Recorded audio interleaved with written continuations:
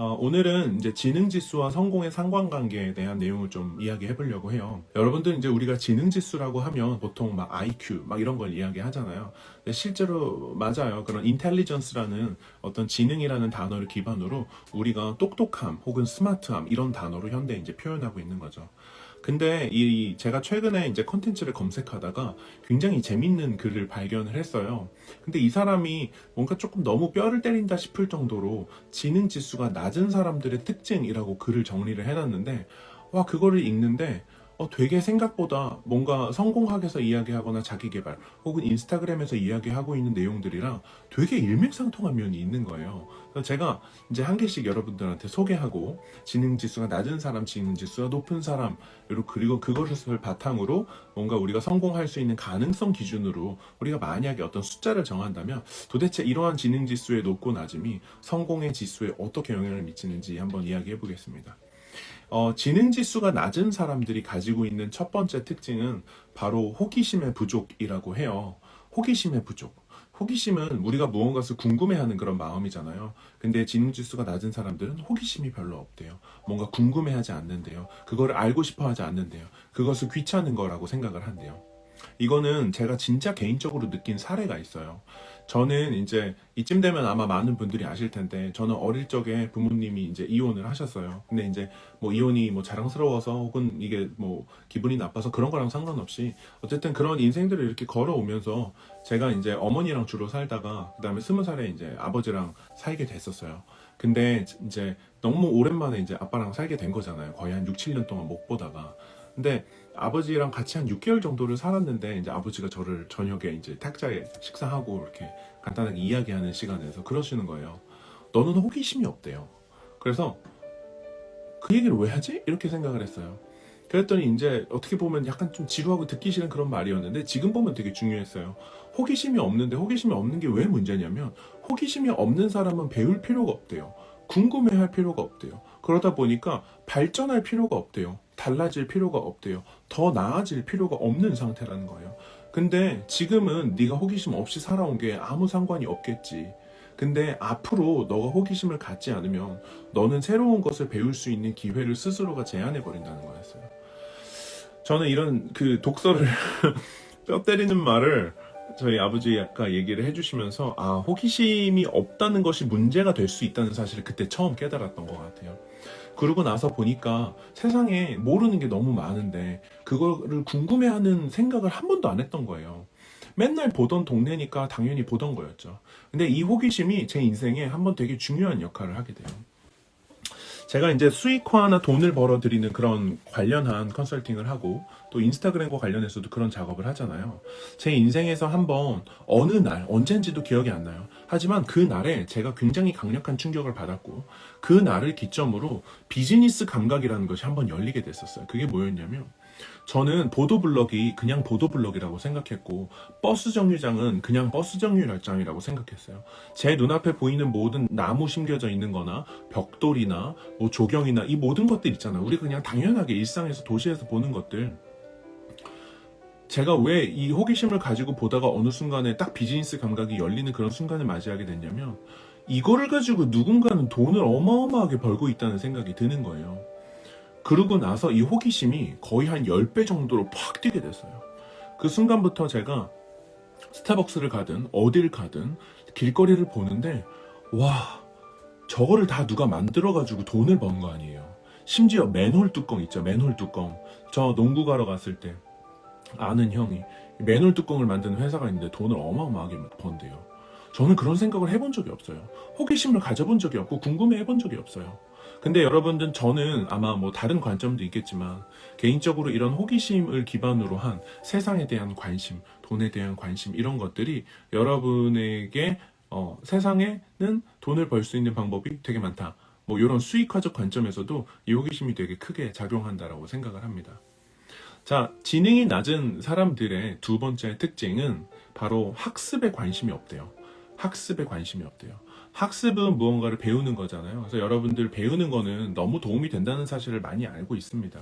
하지만 이제 배움이 중요하다 이런 얘기를 별로 하고 싶지는 않아요. 왜냐면 그런 얘기하면 너무 뻔한 얘기잖아요. 저는 오히려 제가 살아오면서 왜 배움을 뭔가 귀하게 여기지 않았을까 이런 생각을 되게 많이 하게 됐어요.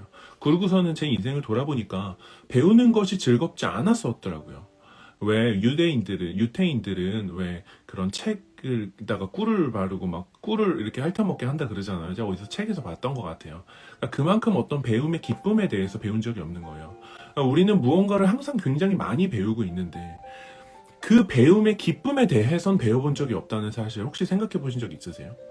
우리는 너무 많은 걸 배워요. 근데 배우는 것이 어떻다라는 것에 대해선 배우지 않는다는 거예요. 그러고 보니까 개인적으로 제 인생이 순간 조금 불쌍해졌었어요. 그리고 저희 부모님도 뭐 알고 그런 게 아니라 모르고 그러셨겠죠. 딱 학교에 가서 뭔가를 배우고 틀리고 맞고 잘하고 못하고 등수가 매겨지고 이러한 과정으로 초등학교만 마쳤을 때 이미 그러한 시스템 안에서 6년을 보냈고 중고등학교까지 가니까 12년을 보내고요. 그렇게 점수가 매겨지는 인생을 4년 넘게 대학에서 또 보냈어요. 그리고 회사에 가면 또 점수가 매겨지게 되고 그러니까 이런 과정들을 우리가 반복해보면서 그 인생에는 배움이 즐거울 수 있는 여지가 없는 거예요. 그게 되게 속상하더라고요. 그러면서 지금에 와서는 저는 배우는 것이 되게 기쁘고 너무 읽고 싶은 책이 많고 여러분들한테 알려주고 싶은 내용도 너무 많아요. 그런데 뭔가 이 배움이라는 것이 왜 즐거워졌나 생각을 해보니 요즘 와서 생각해보니 몇 가지 조건이 있더라고요. 내가 배움을 즐거워하려면 첫 번째, 저한테 있는 제 첫 번째 조건은 바로 실용적이어야 돼요. 내가 뭔가를 배우고 나서 뭔가 바로 적용할 수 있는 적용 지점이 존재해야 되더라고요. 그러니까 따라서 우리가 예를 들면 뭐 수학을 배워요. 뭐 집합을 배운다고 하죠. 뭐 수학 잘 못해서. 근데 그런 걸 배웠을 때 우리가 이걸 언제 적용하지? 일상에서 언제 써먹지? 이 생각 때문에 흥미가 떨어진다는 거예요. 그래서 첫 번째, 제가 생각하는 배움이 즐거우려면 굉장히 실용적이고 우리가 즉각적으로 활용할 수 있는 활용적 지점이 있어야 된다라는 생각이 들더라고요. 두 번째는 내가 그러한 지식들을 타인과 나눌 수 있으면, 물론 이것도 활용적 측면일 수 있지만 우리가 가진 것들을 나누고 공유할 수 있으면 사실 굉장히 좀 재미가 늘 느끼는 것 같아요. 저는 처음에는 제가 잘 되려고 내가 스스로 나 책 많이 읽는 사람이야 라는 생각을 스스로 하려고 그래서 책을 봤어요. 근데 요즘에 와서는 뭔가 지금 되게 이제 85분 정도가 계시지만 전 여러분들 뭐 만나뵌 분도 있고 아닌 분도 있겠지만 그냥 뭔가 여러분들한테 공유 드린다는 마음을 생각하며 저는 그 마음으로는 책을 더 열심히 읽어요. 더 재미가 있고 그리고 여러분들한테 더 좋은 인사이트를 드리려고 하는 거죠. 이게 단순히 뭔가 팔로워들이 많고 인플루언서라는 그런 뭐랄까 먼지 같은 그런 직함 때문이 아니라 진심으로 여러분들한테 뭔가 제공하고자 하는 마음이 들 때 그 이유가 훨씬 더 강력해지더라라는 겁니다. 따라서 뭔가 저는 인생은 혼자보다도 좀 같이 만들어가는 거라고 생각을 해요. 페이서스 같은 경우도 그렇죠. 혹시 이제 오늘 페이서스를 혹시 처음 보시게 됐다면 저희는 그래요. 그러니까 동기부여를 하는 이유는 동기부여가 그 누구보다 필요한 사람들이기 때문이고 여러분에게 인사이트를 공유하는 이유는 그 인사이트를 찾아서 저도 헤맸기 때문에 여러분도 헤매고 있지 않을까라는 추측 때문에 뭔가 우리가 함께 성장해 나간다는 거죠. 함께 가고 싶은 이유마저도 사실 어쩌면 이 중에서 가장 외로운 사람은 저일 수도 있겠다. 그런 생각을 스스로 하곤 해요. 그래서 같이 뭔가 만들어 간다는 측면에서 저는 동기부여가 굉장히 많이 되는 것 같아요. 자, 지능이 낮은 사람들이 가지고 있는 세 번째 특징은 바로 폐쇄적인 태도래요. 폐쇄적인 태도. 이 폐쇄적인 태도의 반대말이 뭔지 아시죠? 바로 오픈 마인드입니다. 오픈 마인드는 어떤 뜻일까요? 뭔가 우리가 새로운 것들을 받아들였을 때 그런 것들을 흡수하고 우리가 경험하고 그런 도전들을 뭔가 부정적으로 받아들이는 것이 아니라 적극적으로 그런 것들을 수용하는 태도인 거죠. 저는 이 오픈 마인드와 관련해서 사실 새로운 것들을 조금 불편해하는 그런 경우 그리고 뭔가 나와 다른 점들을 좀 불편해하는 경우 이거에 대해서 고민이 되게 많았어요. 그리고 사실 요즘도 고민이 많이 돼요. 이제 제가 페이서스를 이끌어 오면서 추구하는 바가 명확히 있어요. 페이서스는 비전이 있고 페이서스는 원하는 바가 있고 페이서스는 3년, 5년 플랜이 있고요. 페이서스는 앞으로 어떠한 길을 걸어가겠다라고 정해놓은 것이 있어요. 근데 이제 그런 것들이 누군가의 의견과 부딪히게 될 때 참 그런 게 마음이 힘들어지더라고요. 그러니까 뭔가 오픈돼서 우리가 받아들인다는 그런 폐쇄적인 태도의 반대말인 오픈 마인드와 뭔가 틀린 것들에 대해서 이야기하는 것들과 또 동시에 다른 것들에 대해서 받아들이는 것들이 의외로 되게 좀 어려운 지점일 수 있겠다라는 생각도 많이 하게 됐었던 것 같습니다. 어쨌든 이야기로 다시 돌아가서 폐쇄적인 태도와 관련해서 지능지수가 낮다 이렇게 표현을 했는데, 이제 그런 것과 상관없이 여러분들의 나이가 얼마인지 모르지만, 저는 아주 많진 않겠지만 그래도 인생을 살아오면서 시간이 가면 갈수록 굉장히 폐쇄적으로 변해가는 게 느껴집니다. 뭔가 이제는 새로운 사람 만나는 거 되게 불편해하고요. 사람 많은데도 좀 별로 안 좋아하고, 내 앞에서 내 의견을 정면으로 반박하는 사람을 보는 것도 싫어하고요. 그 다음에 제가 생각할 때, 아, 나는 이런 사람은 별로 안 맞는 것 같아 라는 생각을 한번 하게 되면 그 생각이 너무나 강력하게 고착화가 돼서 그런 사람과 더불어서 대화하는 것조차도 되게 힘들어 하더라고요. 그럴 때 참, 아, 이게 시간이 가면 갈수록 이게 정말 무서운 속도로 고착화되겠구나 이런 생각을 합니다. 나이가 많다고 다 인내심이 많은 게 아니고, 나이가 많다고 다 막 경험이 풍부한 게 아닌 것처럼, 뭔가 제가 시간이 가면 갈수록 뭔가 더 폐쇄적으로 변할 가능성이 더 높지, 아주 가만히 있었을 때 자연적으로 내가 오픈마인드가 되고 열린 사람이 되고 그러지 않을 것 같더라고요. 그러니까 따라서 우리가 오픈마인드가 되고 싶고, 다름을 인정하고, 새로운 사람들과 함께 더불어 살고, 나의 입맛에 맞는 그런 관계를 피하고 싶다면, 여러분들 매 순간 새로운 것들을 뭔가 계속해서 배우고 경험하고 모르는 것들을 찾아 헤매는 이런 노력들이 되게 중요할 것 같아요. 근데 여러분, 이런 내용들을 다 떠나서 요즘 사람들을 돌아보면서 제가 개인적으로 좀 속상한 것이 하나가 있어요. 바로 이제 뭐 인스타도 그렇지만 알고리즘이에요. 여러분들 유튜브든 틱톡이든 인스타그램이든 핀터레스트든 어떤 것이든 간에 모든 알고리즘을 여러분의 선호도 기반으로 되어 있어요. 따라서 그들이 여러분들의 정보를 수집해서 여러분들이 좋아하는 것들을 계속 보여주다 보면 여러분들은 어느새 내 입맛에 맞는 것들만 계속 보게 된다는 거예요. 그게 일종의 편향성을 띠게 되고, 그리고 그 편향성에 거부하는 것들을 나와 적당한 수준으로 다르다고 느끼는 게 아니라 어마어마한 수준으로, 아, 이건 나랑 달라 라고 강력하게 이야기하게 되면서 사실은 그게 나를 더 좁은 사고로 만들어 버린다는 거죠. 그랬기 때문에 정말로 뭐 부잣집이나 혹은 유명한 사람들 있잖아요. 뭐 스티브 잡스나 빌 게이츠나 뭐 이런 되게 정말 부자들마저도 아이들한테 스마트폰을 크게 허용하지 않는 이유가 아마 이러한 편향성적, 정신적 가치에 대한 두려움 때문에가 아닐까, 그런 생각을 합니다. 저는 과거 이력상 실제로 많은 그 돈이 많으신 분들의 자제분들을 가르칠 수 있는 좋은 기회가 있었고, 그런 친구들은 사실 일주일에 1시간에서 2시간도 핸드폰을 보지 않습니다. 그리고 항상 샤프가 있지만 연필을 깎아서 써요. 저는 그 행위에서 뭔가 느껴지고 우리가 참고해야 될 것들이 있다라고 생각을 해요. 그러니까 기술의 발전이 가속화되고 내가 기술이 모른다는 것이 뭔가 나쁜 것이라는 풍토가 생길 때 무작정 빠르게 쫓아가려고 하는 것이 진짜 나한테 좋나? 이런 생각도 한번 해보면 좋을 것 같아요. 저도 이제 아이가 물론 아직 어리지만 나중에 큰다면 절대로 샤프를 사줄 마음은 없어요. 오히려 직접 연필을 쓰고 연필을 깎고 본인이 직접 깎은 후에 날카로운 연필을 준비해서 공부시키고 싶다라는 생각이 강력하게 들 정도로, 그러니까 정말 우리가 알고리즘을 기반으로 좋아하는 것만 소비하는 것이 아니라 오히려 아날로그적으로 돌아가서 나를 편향되게 만드는 것들을 제거하고 좀 다양한 사람들과 더불어 살 수 있는 좀 넉넉한 사람이 되면 어떨까, 그런 생각을 굉장히 많이 하게 됩니다. 자, 지능이 낮은 사람들이 가지고 있는 특징 중에 하나가 바로 부족한 겸손이래요. 자, 이거는 뭐 어떤 관점에서 겸손이 부족한지 저는 잘 모르겠지만, 뭐 지능이 높은 사람들은 겸손할 줄 안다는 거겠죠. 근데 여러분, 진짜 이거는 어떻게 보면은 좀 비밀까지는 아니지만 제가 특정 팔로워 수 이상을 보유하게 된 뒤에 느낀 몇 가지가 있어요. 이 지능이 낮은 사람들에게 발견되는 부족한 겸손이 뭐냐면, 인플루언서들 사이에서 사실 여러분들 그런 거 느낀 적 없으세요? 팔로워가 5천, 뭐 7천, 8천, 만 명, 2만 명, 3만 명 이런 사람들 동기부여 안에서 보면 내가 얼마나 위대한 사람인지, 내가 얼마나 훌륭한 사람인지, 내가 얼마나 대단한 사람인지, 나를 따라오면 너도 잘 될 수 있고 나처럼 하면 너도 성공할 수 있다라고 말하는 사람들이 정말 많습니다. 하지만 제가 참고하고 보고 배운 그런 위대한 사람들 있잖아요. 세 개의 손가락 안에 드는 그런 사람들은 자신들이 얼마나 위대한지에 대해서 이야기하지 않고 나를 통해서 너가 얼마나 뭔가 너 자신이 얼마나 훌륭한 사람이 될 수 있는 자질을 가지고 있는지에 대해서 이야기해요. 그러니까 나의 방법, 날 따라해 이게 아니에요. 그 방법은 이미 너 안에 있고 그거를 발견해 줄 수 있는 능력을 가진 사람이죠.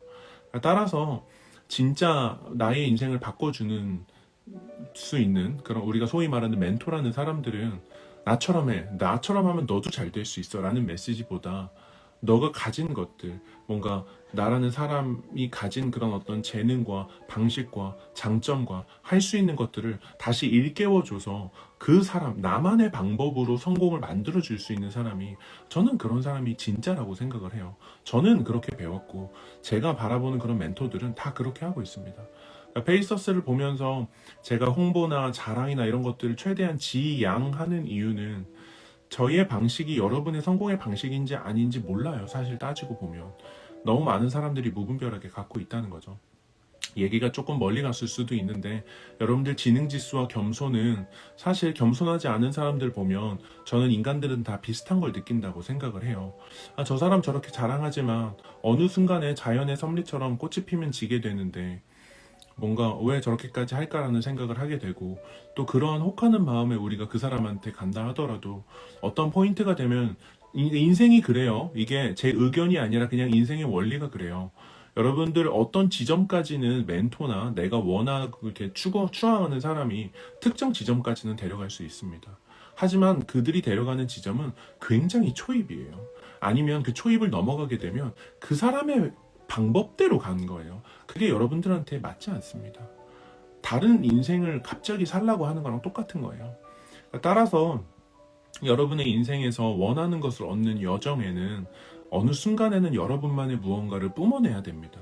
어느 순간에는 여러분만의 뭔가를 보여줘야 돼요. 어느 순간에는 여러분이 혼자 걸어가야 하는 구간이 나옵니다. 그 구간이 나왔을 때 멘토가 옆에 있어줄 수 없어요. 그렇기 때문에 멘토가 해줘야 되는 일은 뭐냐면 그 지점이 오기 전까지 여러분들을 단련시켜줘야 돼요. 여러분을 훈련시켜줘야 돼요. 어떨 때는 좀 독서를 하는 한이 있어도 여러분이 그것들을 헤쳐나갈 수 있는 그러한 역량을 내부에 심어줘야 된다는 거예요. 그러니까 그러다 보니까 저는 이런 부족한 겸손과 관련해서 확실히 지능지수가 조금 높은 사람들, 소위 말해 좀 전략적이고 똑똑하고 계획적인 사고를 할 줄 아는 사람들은 이러한 한마디 한마디에 조금 조심스럽게 대하고 또 특히 이제 인플루언서는 한마디 한마디를 보는 사람들이 많아지잖아요. 이게 의도치 않게 여론 같은 거를 형성하게 되는데 사실 그들도 모른 채 그러한 여론이 특정한 방향성을 띠게 되면 기호지세라 호랑이 등에 타는 형국처럼 뭔가 그런 식으로 이미지 메이킹이 돼버리는 경우도 있습니다. 그렇기 때문에 뭔가 저는 요즘 개인적으로 공감하는 건 조금 지능지수가 높은 분들은 오히려 드러내는 것들이나 나를 자랑하는 것들이나 이런 겸손적 측면에서 확실히 조심스럽게 다루시는 것 같다는 생각이 들어요. 그리고 뭔가 특히 이제 영향력이 있다고 생각할수록 더더욱 그렇게 해야 된다고 생각을 하고요. 자, 마지막으로 지능이 낮은 사람들의 특징은 마지막 특징이에요. 마지막 특징은 창의성이 없답니다. 창의성. 근데 저는 개인적으로 지능 지수와 창의성이 막 대단히 연결돼 있나? 그런 거는 솔직히 잘 모르겠어요. 아마 이것들을 증명하기 위해서는 특정 논문, 못해도 논문 2-3개 정도는 필요하지 않을까 싶어요. 창의성과 지능 지수의 연관성에 대해서는 제가 함부로 이야기할 수 없지만 그럼에도 불구하고 이 라방을 통해서 여러분들이 얻어가셔야 하는 건 그렇다면 창의성이라는 것은 어떠한 원리로 되어 있고 내가 창의적인 사람이 되고 싶을 때 어떻게 창의성을 드러낼 수 있을까라는 생각을 해봐야 되겠죠. 그게 이 시간을 통해서 여러분들이 얻어가셔야 되는 거잖아요. 제가 창의성과 뇌과학과 연관돼서 처음으로 정말 인상 깊게 기억하는 말이 있어요. 예를 들면 이런 거예요. 우리 일반적인 사람들은 여기에 생각이 있어요. 그리고 굉장히 창의적인 생각은 여기에 있는 거죠. 자, 여기서부터 여기까지 이렇게 연결이 되는 거예요. 따라서 우리가 창의적인 생각까지 이렇게 가려면 여기로 가야 된다는 거예요. 근데 이게 어떤 뇌세포적으로 뉴런처럼 이 서로가 연결이 되어 있어야만 창의적으로 뭔가 사고를 할 수 있다. 이런 얘기입니다. 근데 재밌는 건 뭐냐면 창의적인 생각을 우리가 처음 맞닥뜨렸을 때 뭐라고 생각하나요? 와, 저 사람 어떻게 저런 생각을 했지? 저 사람 진짜 창의적이다. 저 사람 뭔가 발상을 뒤집는다. 이렇게 이야기하잖아요. 근데 사실 그러한 아이디어를 고안해낸 그 창의적인 사람은 여기서부터 여기까지 이 생각에 연결이 되어 있기 때문에 굉장히 논리적으로 생각하는 경향이 있대요. 따라서 창의력을 풍부하게 가진 사람들에게는 외부에서 본 창의력은 곧 그들에게 논리다라는 이야기를 제가 들은 적이 있어요. 이게 굉장히 충격적이었다는 거죠. 따라서 우리가 현재 뭔가 가지고 있는 생각에서 창의력에 도달하기 위해서는 결국은 논리적 사고를 통해서 어쩌면 창의력을 얻어낼 수 있다는 겁니다.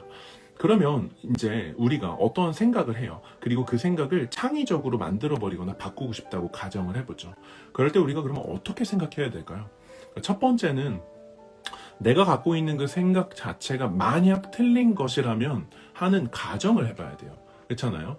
사회에 팽배한 그런 생각들, 뻔하게 우리가 여겨지고 있는 생각들, 만약에 이게 아니라면 어떨까라고 해서 그 상황이 아닐 수 있다라는 가정을 통해서 우리가 새로운 뇌세포를 확장시키는 그런 방법을 사용할 수도 있겠고요.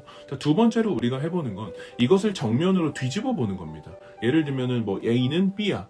근데 A는 B가 아니라 B가 A야. 이런 식으로 완전 뒤집어 버리는 거예요. 그러니까 그리고 또 세 번째로 여러분들이 해볼 수 있는 건 이 A라는 생각을 하게 된 거는 항상 이 원인과 결과가 있을 수 있고 아니면 어떤 수요와 공급적 관점에 그런 것들이 있을 수 있죠. 그러니까 따라서 지금 예를 들면 이런 거예요. 진짜 이건 비즈니스적 이야기인데 어떤 사람들이 뭔가 수요가 있어요. A에 대한 수요가 있어요. 근데 B라는 사람들이 공급하고 있어요. 근데 현재 여러분들이 마주치는 모든 비즈니스는 그 A와 B, 수요와 공급의 관계가 아마 대부분 다 일치가 돼 있을 거예요. 근데 그들이 그렇게 사고하는 이유가 왜냐면 A와 B, 이 수요와 공급의 매칭 외에 그 외에 더 나은 대안이 없기 때문이라는 거예요. 그러니까 따라서 우리가 고객의 니즈나 혹은 사람들이 원하는 것들을 잘 분석하고 그들의 어떤 필요를 정말로 채워줄 수 있는 요소, 본질적인 요소를 발견하게 되면 아마 사람들이 여러분들을 굉장히 창의적이라고 생각할 수도 있다는 겁니다. 그래서 우리가 창의성을 얻고 싶을 때는 일단 창의적인 사람들이 생각하는 그런 어떤 논리에 대한 부분들을 기준으로 우리가 먼저 창의력을 키워볼 수 있지 않을까 그런 생각을 해요. 또 한 가지는 제가 이제 개인적으로 들었던 명언 중에 하나가 창의력은 눈에서 나온다고 합니다. 따라서 여러분들 시간이 있을 때 여행을 하거나 새로운 책을 읽거나 또 요즘 네트워크 드리븐이라고 하죠. 그러니까 새로운 사람들, 나보다 더 나은 사람들을 만나서 인사이트를 얻는 이 일련의 활동들을 통해서 우리가 볼 때 그리고 그것들이 경험이 되고 눈으로 기록이 돼서 뇌에 저장이 될 때 우리가 나중에 시간이 지나서 그런 데이터가 쌓이면 그것들이 하나로 합쳐지게 되고 또 그 과정에서 융합이 일어나게 돼요. 여기서 갖고 온 거를 여기서 갖고 온 거랑 섞을 수가 있어요. 예시를 들어드릴게요. 저는 20대 때 뭐 경제적으로 아주 부유하진 않았어요. 어떻게 보면은 되게 가난하게 살았다고 볼 수 있죠. 한 달에 대학생이 한 달에 30만 원 미만으로 전공서적이랑 막 교통비 막 다 내면서 해서 사실 되게 빠듯했어요. 근데 그 와중에 배낭여행을 돈을 모아서 참 많이 다녔습니다. 자, 어느 날 제가 저기에 갔어요. 태국에 들어가서 태국에서 이제 비엔티엔이라는 데로 가서 라오스로 올라갔어요. 이제 지금은 꽃보다 할배 때문에 굉장히 유명해졌던 방비행이라는 곳에 제가 사실 한국인들이 거의 없을 때 갔었습니다. 근데 여러분들 그 뒤에 만들다가 사용하지 않는 공항 같은 게 있었어요. 막 자갈밭이 깔려있고요. 그냥 엄청나게 넓은 부지였어요. 근데 그 공항에 저녁마다 아줌마들이 나와서 우리 그 쇠로 만든 드럼통을 반으로 잘라가지고 거기서 고기를 굽는 거예요. 지금 이 얘기를 하는 시점이 10년 전이에요. 근데 그때 고기를 굽는데 어떻게 굽냐면 이 삼겹살인데 진짜 이만한 거, 제 얼굴 사이즈보다 훨씬 큰 거, 엄청 큰 거를 세 꼬챙이로 꼽아가지고 그거를 한 4시부터 나와서 이 약간 중불, 약불에다가 그걸 계속 바비큐를 하는 거예요. 와, 근데 그거 얼마 안 하잖아요, 라오스. 그거를 한 6시 반, 7시쯤 다 구워졌다고 해서 갔는데 와, 겉에가 정말 바삭하고요. 그리고 그 아래 고기가 육즙이 엄청 좋더라고요.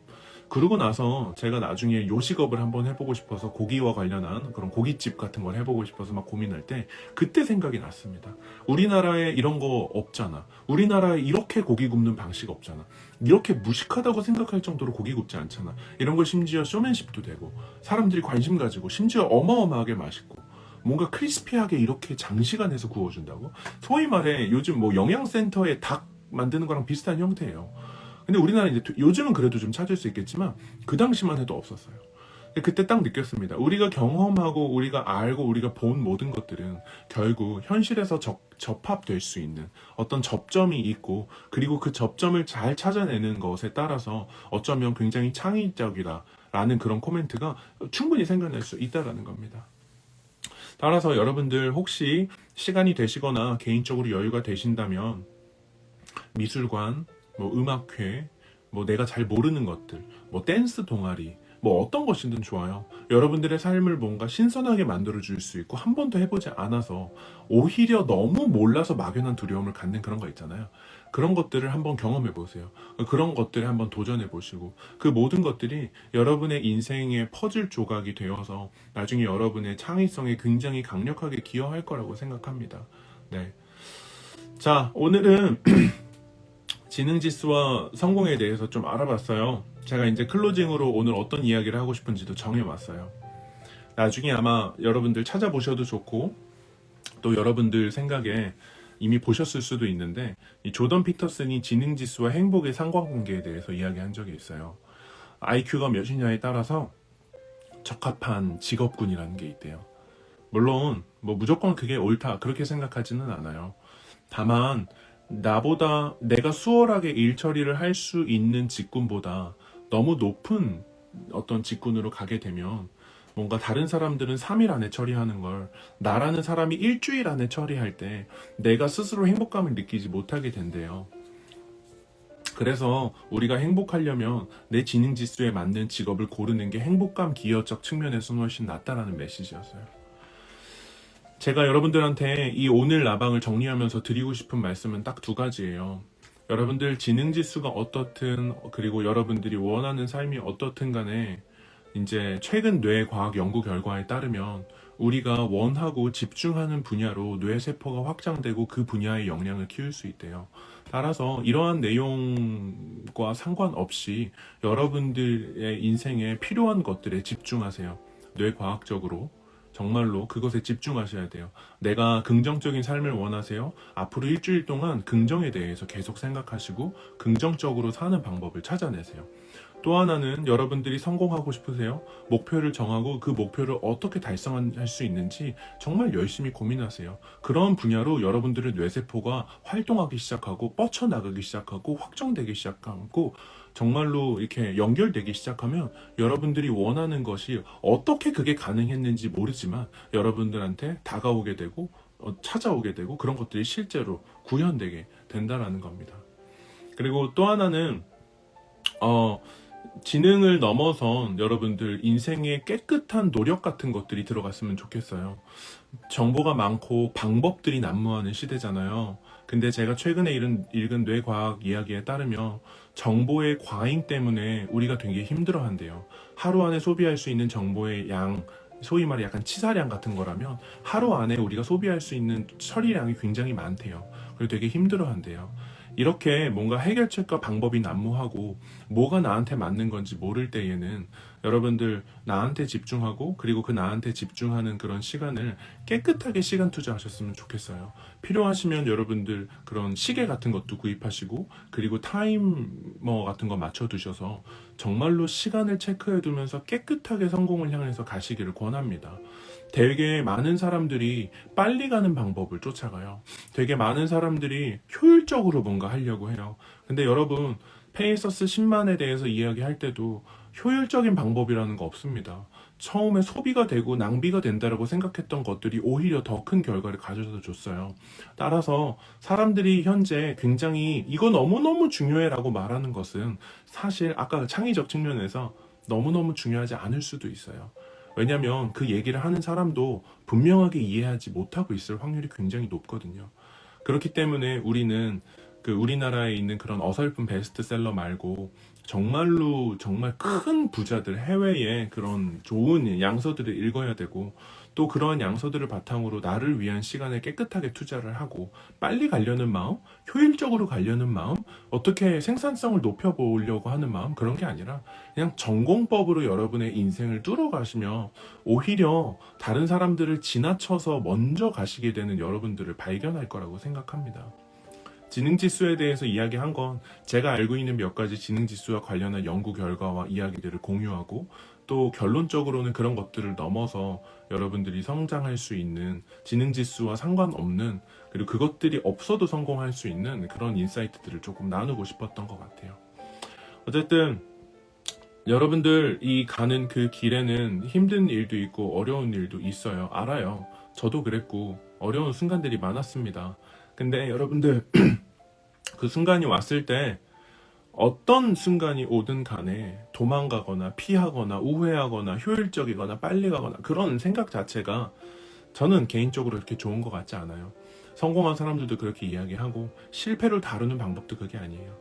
나의 인생을 위해서 내가 나에게 줄 수 있는 것들을 정직하게 주는 인생이 지금 아니어도 내년 아니어도 내후년 아니어도 어떤 순간에 우리의 인생을 바꿔내기 시작하면 여러분들은 그때부터 절대로 그 수준 이하로 떨어지지 않게 될 겁니다. 전공법으로 뚫어낸 임계점 너머는 쉽게 넘어올 수 없어요. 정말로 넘사벽이라는 그런 것들을 원하신다면 여러분들이 아주 정직하고 굵직하게 뚫어내시는 애티튜드가 앞으로 필요할 거라고 생각을 합니다. 매일매일 일상에서 그러한 애티튜드로 힘들지만 강력하게 뚫어내시고 여러분들이 할 수 있는 자리에서 최선을 다하면 분명히 인생은 여러분들을 배신하지 않습니다. 제가 좋아하는 말이 있어요. 의외로 성공은 정직하다. 의외로 성공은 정직합니다.